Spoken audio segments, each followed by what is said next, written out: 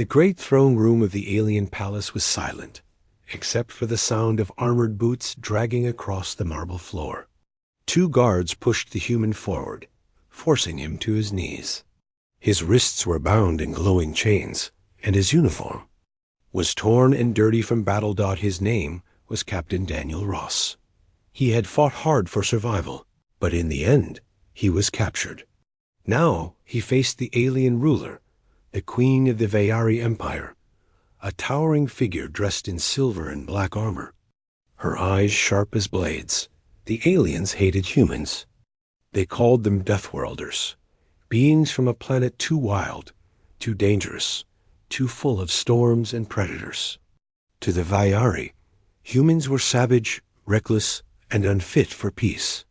Many expected the queen to order Daniel's death immediately, but instead she leaned forward on her throne and studied him with a cold, calculating smile. "You are strong for a human," she said, her voice echoing across the hall. "You fight like one who does not fear death. That makes you dangerous." Daniel glared up at her, refusing to bow. "If you're going to kill me," he said, his voice rough but steady, "then do it. I won't beg." The guards hissed at his boldness. No one dared speak to the queen like that. But the queen only smiled wider. "Kill you?" she said softly. "No, death is too easy for you. I have something else in mind." Whispers spread through the hall. Soldiers, advisors, and servants all leaned closer, wondering what cruel punishment the queen would invent. The queen stood from her throne, and the queen raised her hand. A pair of tall doors opened, and light spilled into the hall. From the shadows, a figure walked forward. It was her daughter, Princess Lyra. The princess was tall and graceful, with pale skin that shimmered faintly in the light. She wore flowing robes of blue and gold, her long silver hair tied back with a crown of crystal. But her face was cold, her eyes filled with hatred when they fell upon Daniel. Daniel felt the weight of her stare. To her, he was not a man. He was a monster, the enemy who had brought death to her people. The queen placed her hand on Lyra's shoulder. "My daughter," she said, her voice smooth and sharp, "this human will live with you." The words hit the hall like thunder. Gasps echoed from every side. The guards froze. Even Princess Lyra's face twisted in shock. "With me?" she demanded, her voice trembling with anger. "Mother, no. He is the enemy. He is dangerous." The queen's gaze hardened. "Yes, he is dangerous. That is why you will learn from him. You will see his weakness, his flaws, and you will understand why humans can never rule the stars." Lyra turned her face away, fury burning in her eyes. She hated the order, but she could not refuse her mother's command. Daniel, still kneeling, stared at the queen in disbelief. "You're forcing me to live with her? Why? What game are you playing?" The queen looked down at him, her smile unreadable. "You will learn soon enough. You are not my prisoner, human. You are my experiment." The hall filled with uneasy murmurs. Some of the alien nobles looked at Daniel with pity. Others looked at him with disgust. None of them understood the queen's true reason. But Daniel understood one thing: this was not mercy. This was something worse. The guards pulled him to his feet and led him toward the princess. Lyra refused to look at him, her fists clenched tight. As they walked together toward the exit, Daniel whispered under his breath, "I don't know what your mother is planning, but I won't break. Not for her.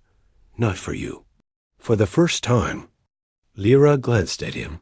Her cold eyes narrowed, and she hissed, "Stay silent, human. You will not last a single night."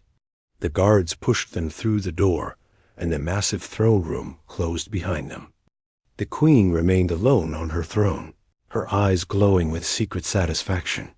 Her advisors hurried to her side, whispering nervously, "Your Majesty, why would you let your daughter live with a human? He is dangerous, unclean. What if he corrupts her?" The queen raised her hand, silencing them. Her smile was calm, but her eyes burned with hidden fire. "You do not understand?" she said quietly. "The princess is strong, but she has grown soft. She trusts too easily. If she is to rule after me, she must know the truth of humans. She must see their flaws with her own eyes." Her gaze lingered on the door where her daughter and the human had gone. "And if the human fails, then he will die slowly, crushed by her hatred." But deep inside, a small part of the queen wondered, would this human be different? Would he truly break? Or would he change things in ways even she could not predict? The thought sent a chill through her heart, though she would never admit it. Far away, Daniel was led into the princess's chambers, his chains still glowing, his mind racing. He had survived war, hunger, and capture.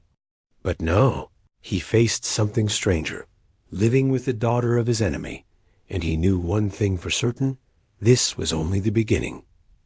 Asterisk, the heavy palace doors shut behind them, sealing Captain Daniel Ross inside the alien world he did not understand. The glowing chains around his wrists vanished, leaving his hands free, but he knew this wasn't freedom. The guards stood close, their sharp spears humming with energy, reminding him he was still under control. The princess, Lyra, walked ahead, her long robes brushing against the polished floor. She did not look back at him even once. To her, he was not worth a glance. Daniel studied the palace as they walked. The walls were carved with strange glowing symbols, and alien crystals burned like torches along the corridors. He could feel eyes on him. Servants, soldiers, even young students, they all stopped to stare at the human prisoner walking beside their princess. Some whispered, others laughed quietly, as if waiting for him to make a mistake. Finally, they entered a grand chamber, Lyra's private quarters. The ceiling stretched high, painted with stars that seemed almost real. Golden curtains covered the windows, and strange plants in silver pots filled the air with a sweet but sharp smell. At the center stood a bed carved from crystal, shining like ice. Daniel stopped just inside the door. He didn't know whether to sit, stand, or fight. Was this a cell or a gift? A prison or a throne room in disguise? Lyra turned on him suddenly, her silver hair flashing like a blade. "Do not think this means you are welcome here," she hissed. "You are not a guest. You are only here because of my mother's strange orders." Daniel crossed his arms. "Strange orders is one way to put it. Forcing your daughter to live with the enemy? That's more than strange. It's dangerous. For both of us." Her eyes burned with anger. "Do not speak to me as if we are equals. You are beneath me. You are filth. Humans destroy everything. They touch." Daniel let out a slow breath. He had heard those words before, from soldiers, from enemies, from those who feared his kind. But hearing them now, from the queen's own daughter, carried extra weight. "Maybe you're right," he said quietly, "but you don't know me." For the first time, Lyra faltered. His calm voice, his steady eyes had unsettled her. She turned away quickly, pretending not to hear. Moments later, servants entered, carrying trays of food. The smell was rich and strange, like roasted meat mixed with fruit and spice. They placed the dishes before Daniel and Lyra, bowing deeply. Before leaving, Daniel stared at the food suspiciously. "Is this a test or poison?" Lyra sat down gracefully, picking up her own plate.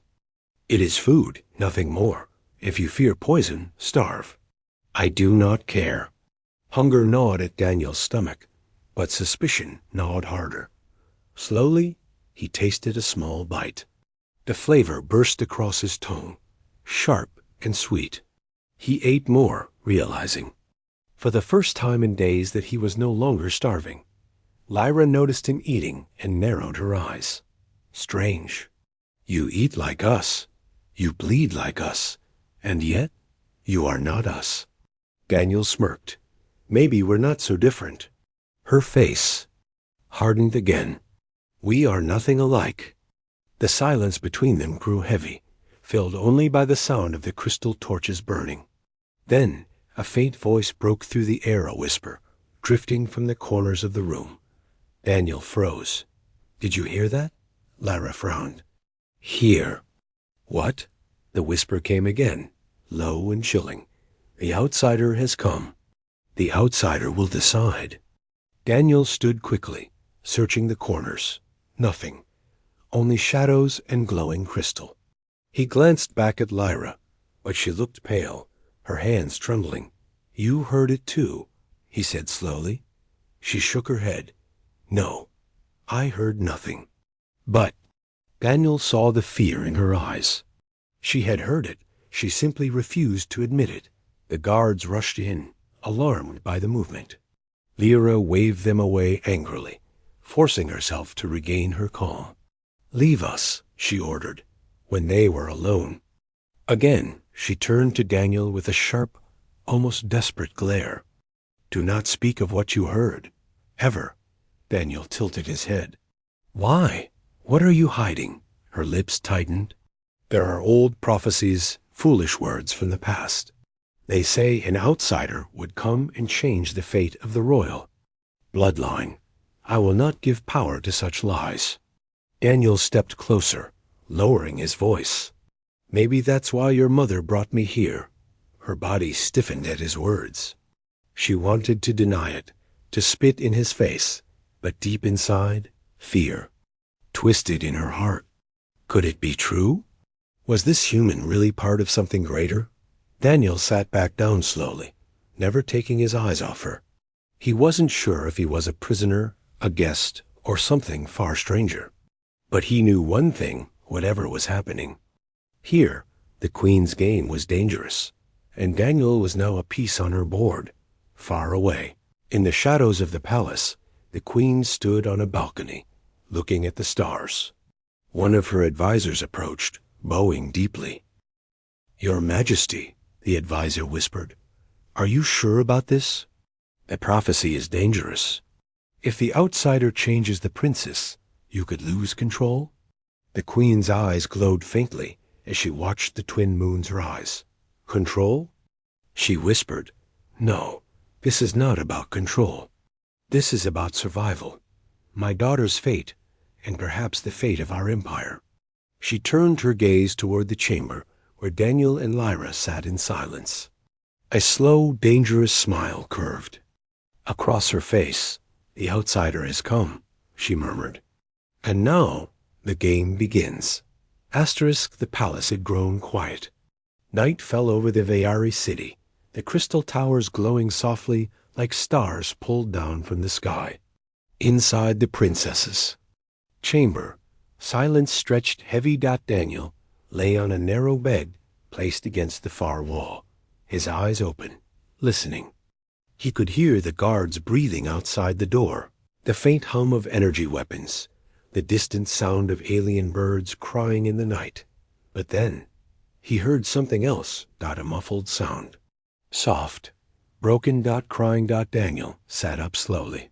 He turned, his head toward the far side of the chamber. Behind the shimmering curtains of the crystal bed, he heard Princess Lyra's voice. She was weeping. For a moment, he hesitated. She hated him. She had called him filth, savage, less than nothing. If she caught him listening, she might lash out. But the sound of her tears was too raw, too real. This wasn't the voice of a proud princess. It was the voice of someone carrying a wound too deep to hide. Daniel stood and stepped closer. Princess? He whispered. The crying stopped. Silence. Then her voice, sharp and defensive. Stay away, human. Daniel didn't move. You don't have to pretend with me. I've heard soldiers cry in the dark. It doesn't make you weak. The curtains rustled. Lyra pulled them aside, revealing herself. Her eyes were red, her cheeks wet with tears she hadn't been able to hide. She glared at him, ashamed and angry at the same time. "You know nothing of me," she hissed. Daniel's voice softened. "Then tell me." She turned away, as if the sight of him was unbearable. But slowly, with a trembling hand, she pulled back the sleeve of her robe. Daniel's breath caught. Her arm was scarred, long pale marks running from her shoulder too. Her wrist, they weren't from training or battle. They were older, crueler. "Who did this?" he asked quietly. Lyra's lips trembled, but her voice was sharp. "Not your concern."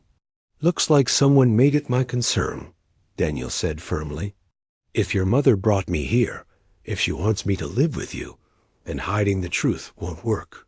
So tell me, princess, who hurt you?" Lyra's eyes blazed, but the anger in them wasn't for him. It was for herself, for her weakness, for the ghosts of the past. Finally, she whispered, "Betrayal." She sat down on the edge of her bed, her hands shaking. The court wanted power. They saw me as a tool. One of them tried to use me, to control me. When I refused, he left me broken. My mother punished him, but scars remain, not only on the body. Daniel stood in silence. He had seen soldiers torn apart by war, but this was different. This was the quiet cruelty of politics, of power. Games. It explained the queen's coldness. It explained Lyra's hatred. Lyra wiped her face quickly, trying to recover her pride. "Now you know. Satisfied, human? Do you see why I despise weakness?" Daniel shook his head. "That's not weakness. You're still here. You're still standing. That's strength." She froze, caught off guard. No one had spoken to her like that before. No one had dared. He continued, his voice calm but strong. "Where I come from, scars are not shame. They are proof you survived, proof you didn't give up. And the people who carry them are often the strongest of all." For a moment, her cold mask cracked. Her lips trembled, her eyes softening as if she wanted to believe his words. But then she pulled her robe tight, hiding the scars again. "Do not try to charm me, human. You think you're kind, noble? You burn worlds for resources. You leave ashes behind. Your strength is only destruction." Daniel met her gaze without flinching. "Maybe some humans, but not me, and not the ones I fought beside. We protect what matters to us. That's our strength." The room grew silent again, but it was a different silence, no longer full of hate, but of thought, of questions neither of them wanted to admit out loud. Finally, Lyra turned away. "Sleep, human. Tomorrow, the court will demand answers. And I will not protect you." Daniel smirked faintly. "Didn't ask you to." But as he lay back down, he couldn't shake the image of her scars. And she couldn't shake the sound of his words. Far above, in her tower, the queen stood before a window, watching the moons. An advisor approached, bowing. "My queen," he whispered, "the human and the princess." They begin to speak. The queen's lips curved into a thin smile. "Good. Let the human's words spread into her heart. Whether they heal her or break her, I will win." But in her chest, a small doubt flickered. She had expected hate. She had expected conflict. But what if something else was forming in that chamber? Something she could not control? The thought unsettled her. Meanwhile, Daniel drifted into uneasy sleep. But Lyra remained awake, staring at the scars on her arm, hearing his voice echo in her mind. "Scars are proof you survived." For the first time in years, she wondered if the human was right. And that single thought was the beginning of everything. Morning light spilled through the crystal windows, turning the chamber into a glowing sea of gold and silver.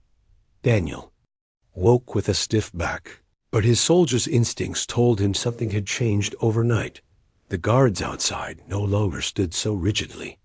They whispered to each other in low voices, glancing at him when they thought he wasn't looking. The servants who entered with food placed the trays down quickly, but one young servant lingered, her eyes curious. Daniel gave her a nod of thanks.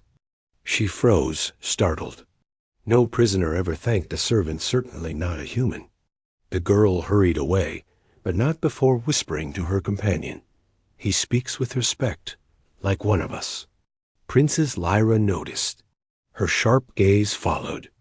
Every detail, every word. She narrowed her eyes at Daniel. "You are not here to make friends," she warned coldly. Daniel smirked faintly. "I didn't try. They chose." Her hands tightened. She wanted to argue, but deep inside, she felt a flicker of something she hated to admit: envy. These same servants and guards looked at her with fear or worship, never warmth. But the outsider? They began to soften around him after only a day. Later that morning, Lyra was summoned to the court. Daniel was forced to go with her, walking through long halls filled with glowing banners and alien nobles. The air smelled of spice and smoke, heavy with politics. The nobles' eyes followed Daniel. Some were filled with disgust, others with amusement, but a few looked uneasy. The human walked tall, shoulders back, as if he belonged there. When they reached the grand chamber, the queen sat upon her throne of crystal and fire. The nobles lined the walls, waiting like vultures. One noble, tall and sharp-faced, stepped forward. His voice dripped with contempt. "Your Majesty, why allow this creature to walk our halls? He is a savage, unworthy of our princess's presence. Cast him back into chains before he spreads his filth." The court murmured in agreement. Lyra stood rigid, her jaw clenched. But before the queen could answer, Daniel spoke.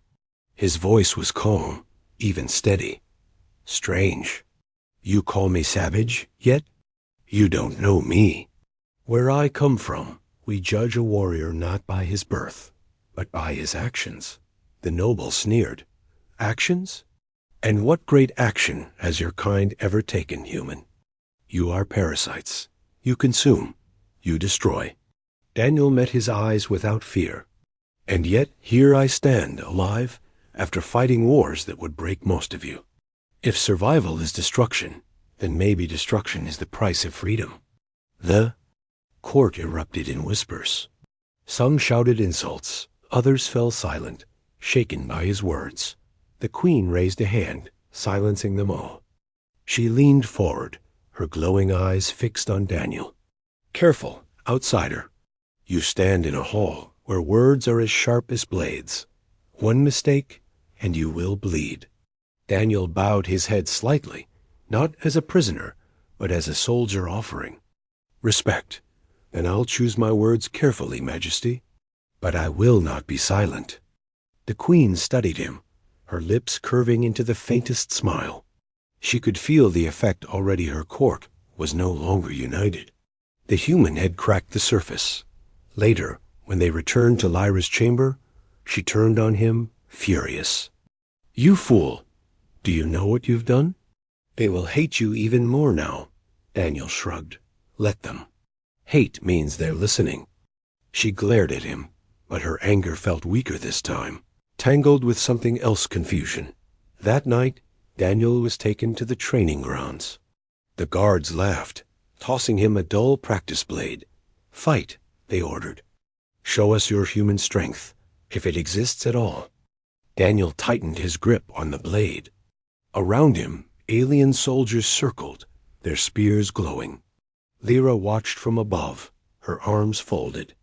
She expected him to fail, but Daniel fought with precision.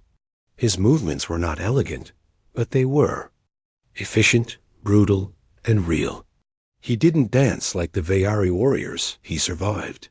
Every strike was simple, but it cut deep. Every dodge was desperate, but effective. By the end, 3 soldiers lay on the ground groaning, and the rest had stepped back, unwilling to continue. The guards muttered among themselves. Respect. That was the word slipping into their voices. Lyra stared, her heart pounding. She hated him. She feared him. But for the first time, she also admired him. Later, when Daniel returned to her chamber, his arms bruised but his spirit unbroken, she spoke in a voice barely above a whisper.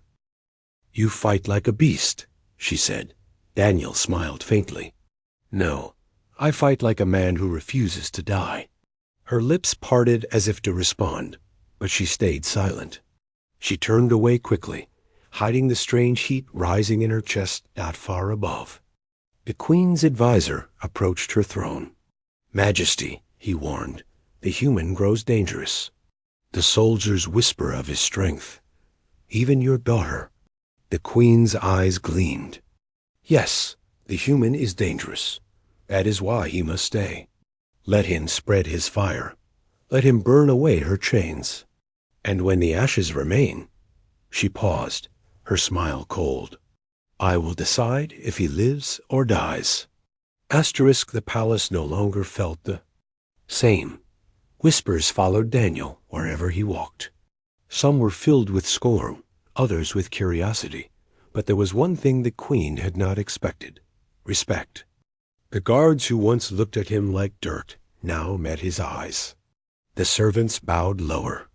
Even some nobles glanced at him with unease. And Lyra, she couldn't escape the change either. That night, in her chamber, she paced like a caged animal. Her golden eyes burned as she glared at him.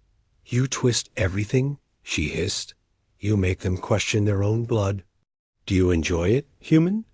Do you enjoy bending them with your words?" Daniel sat calmly by the window, looking out at the glowing alien city. "I don't bend anyone. I just tell the truth. If they start to see differently, maybe it's because they want to." Her fists clenched. "No, they are Veari. They do not want your weakness." He turned to her then, his gaze steady. "And yet you're the one arguing with yourself." Her breath caught. For a moment, she had no reply. Because it was true. The human's words haunted her. His stubborn strength. His scars carried without shame. His refusal to bow, even when surrounded by enemies. All of it broke through walls she had spent years building. Finally, she whispered, "You don't understand. My people expect me to be unbreakable.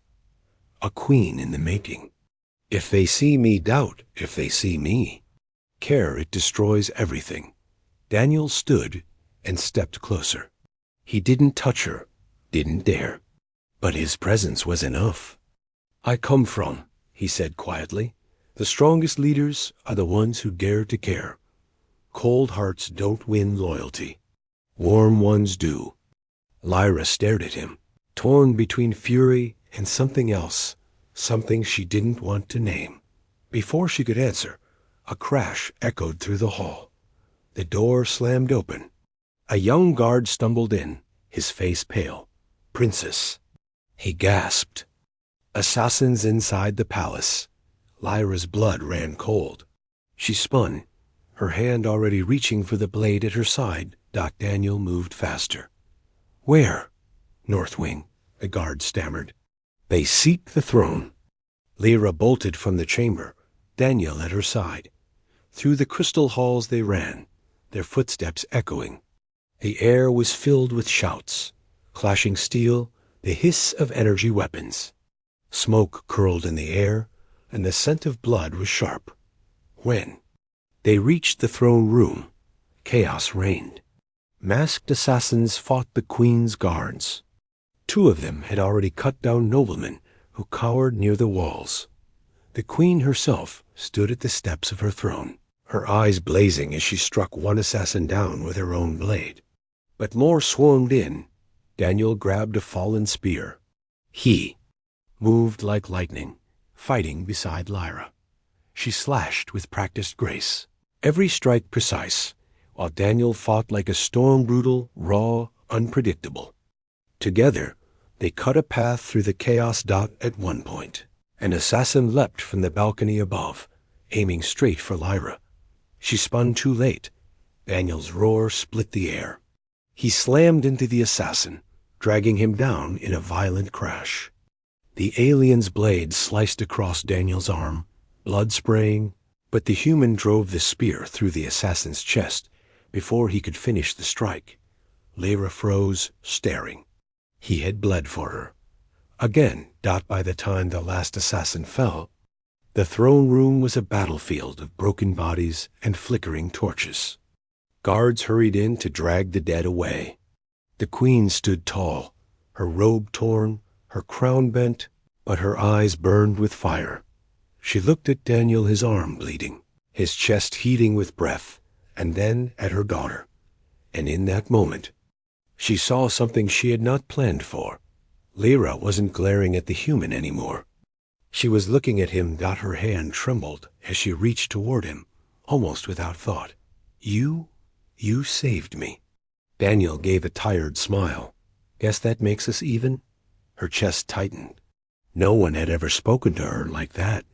Not with worship, not with fear, but with simple human honesty. The queen saw it. Her heart hardened. That night, as healers stitched Daniel's arm, the queen stood alone in her chamber. Her advisor bowed low. "My queen," he whispered, "the human has crossed the line. He grows too close to the princess. Soon she may—" "Enough," the queen cut him off. Her voice was cold as the void. "I wanted him to break her chains. Instead, he forges new ones. Chains of the heart." Her eyes narrowed, a glint of steel in their depths. "Prepare the tests. If the human survives them, perhaps he earns his place. If not, then his story ends, and so does his hold on her." The palace shook with whispers the next morning. Word spread fast. The human would face the queen's judgment, in the grand arena beneath the crystal towers. Thousands gathered. Nobles filled the high seats, their jeweled eyes hungry for spectacle.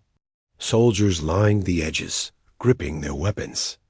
Servants and commoners pressed against the gates, eager to see if the strange outsider lived or died. Daniel stood in the center, chains on his wrists. His wounds from the night before still burned, but his eyes never wavered. High above, the queen sat on her throne of flame and glass, her voice carrying across the crowd. "This human has stirred whispers in my court. He has fought, he has bled, and he has spoken with dangerous boldness. Today, we will see if he is worthy to stand in the presence of my blood, or if his bones will feed the sand." The crowd roared, some cheering for his death, others waiting in silence. Beside the queen, Princess Lyra stood frozen, her hands clenched at her sides, her heart hammering. She had begged her mother in private, "Don't do this. He is not our enemy." But the queen only smiled coldly.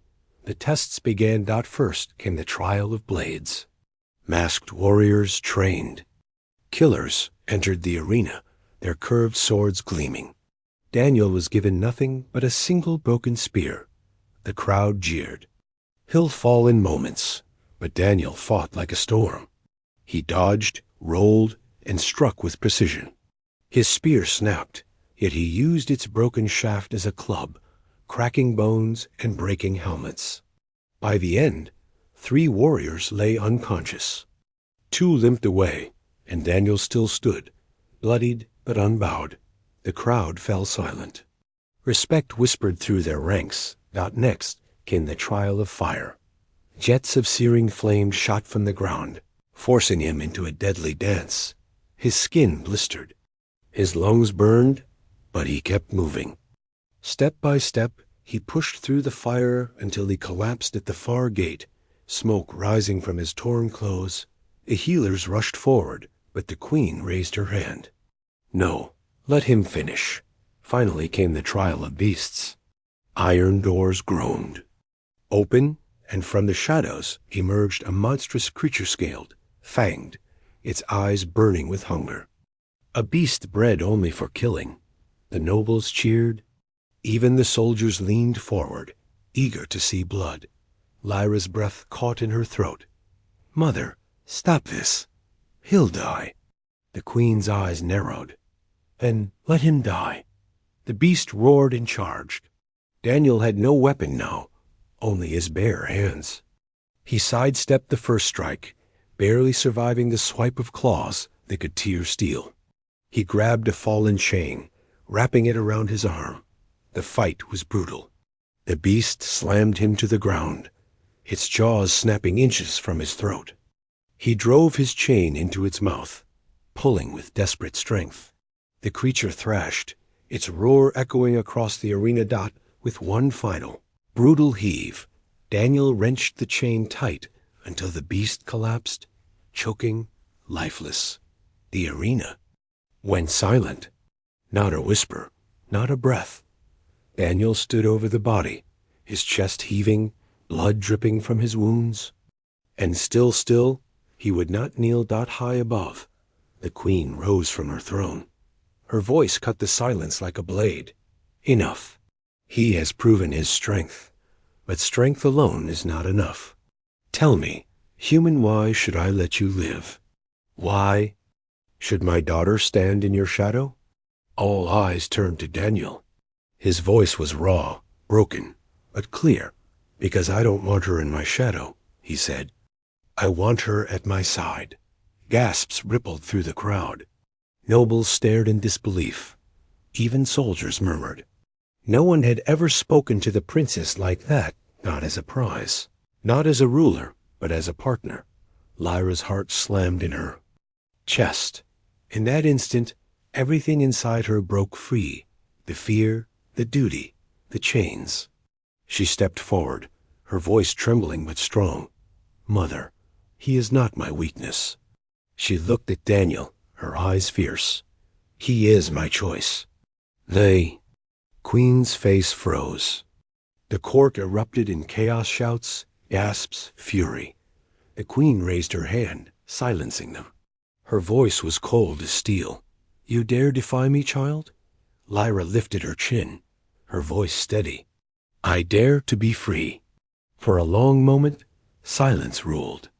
The queen's gaze shifted between her daughter and the human, fury blazing in her eyes. But beneath that fury was something else. Fear that she had lost. Finally, she turned sharply, her robe sweeping the air. So be it. The human lives, for now, but know this. Her eyes burned into Daniel's. If he fails you, if he breaks you, I will not hesitate to destroy him with my own hands.